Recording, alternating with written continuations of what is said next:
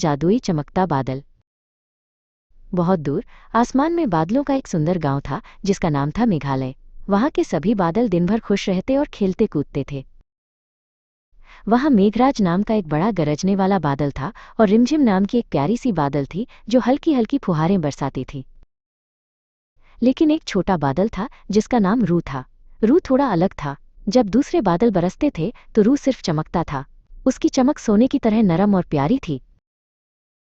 लेकिन रू को ये बात अच्छी नहीं लगती थी। वो भी बारिश करना चाहता था क्योंकि उसे लगता था कि वो किसी काम का नहीं है। वो बहुत उदास रहता था। एक दिन उसने बारिश करने की कोशिश की। उसने बहुत जोर लगाया लेकिन पानी की बूंद की जगह उससे सिर्फ एक छोटी सी चमकती हुई चिंगारी निकली। दूसरे छोटे बादल उसे देखकर हंसने लगे। रू का दिल टूट गया। वो जाकर एक बड़े बादल के पीछे छिप गया और धीरे धीरे रोने लगा। उसकी चमक लगभग बुझ गई थी। तभी ज्ञान बाबा नाम के एक बूढ़े और बुद्धिमान बादल ने उसे देखा। ज्ञान बाबा की दाढ़ी धुंध की तरह लंबी और सफेद थी। ज्ञान बाबा रू के पास तैरकर आए और बोले, बच्चे, हर रोशनी का अपना सवेरा होता है। रू को उनकी बात समझ नहीं आई लेकिन उसे थोड़ा अच्छा लगा। तभी चीकू नाम की एक छोटी सी चिड़िया उड़ती हुई आई। वो हमेशा रू के पास आकर बैठ जाती थी। चीकू ने कहा, रू, मुझे तुम्हारी चमक बहुत पसंद है। ये मुझे गर्म और सुरक्षित महसूस कराती है। ये सुनकर रू पहली बार थोड़ा सा मुस्कुराया। एक दिन धरती पर एक बड़ा संकट आ गया। सूरज ने बहुत गुस्सा होकर इतनी तेजी से चमकना शुरू कर दिया क्योंकि धरती पर लोग उसे धन्यवाद देना भूल गए थे। सूरज की गर्मी से फूल मुरझाने लगे, नदियां सूखने लगीं और सभी जानवर और इंसान परेशान हो गए। बादलों ने एक आपातकालीन बैठक बुलाई। मेघराज ने गरज कर कहा, मैं उस सूरज को सबक सिखाऊंगा। मेघराज ने अपने सबसे काले और तूफानी बादलों को इकट्ठा किया और जोरदार बारिश शुरू कर दी। बिजली कड़कने लगी और बादल गरजने लगे। लेकिन सूरज का गुस्सा इतना ज्यादा था कि बारिश की बूंदें जमीन पर पहुंचने से पहले ही भाप बनकर उड़ गईं। मेघराज थककर हार गया। रिमझिम और दूसरे बादलों ने भी कोशिश की लेकिन सब बेकार गया।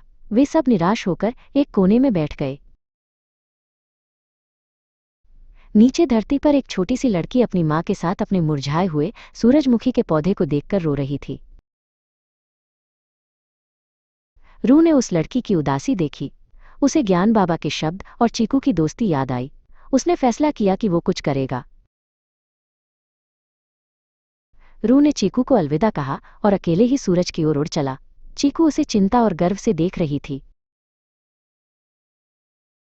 रू ने अपनी आंखें बंद की और अपनी सारी हिम्मत जुटाई। उसने धीरे धीरे अपनी चमक बढ़ानी शुरू की और वो एक हीरे की तरह चमकने लगा। जब वो पूरी तरह चमकने लगा तो उसकी चमक से एक जादुई कवच बन गया जो सूरज की तेजी को रोक रहा था। ये एक चमकीली ढाल की तरह काम कर रहा था।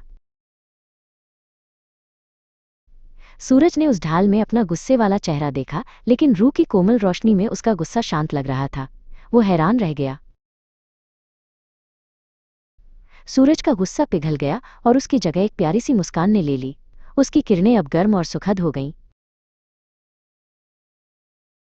गर्मी कम होते ही मेघराज और रिमझिम ने फिर से बारिश शुरू की। इस बार पानी की बूंदें धरती पर पहुंची और मुरझाए हुए फूल फिर से खिल उठे। सभी बादलों ने रू को अपना हीरो मान लिया। रू खुशी से चमक रहा था। उसे अपनी अनोखी चमक पर गर्व था। उसने सीख लिया था कि उसकी अपनी खासियत ही उसकी सबसे बड़ी ताकत थी।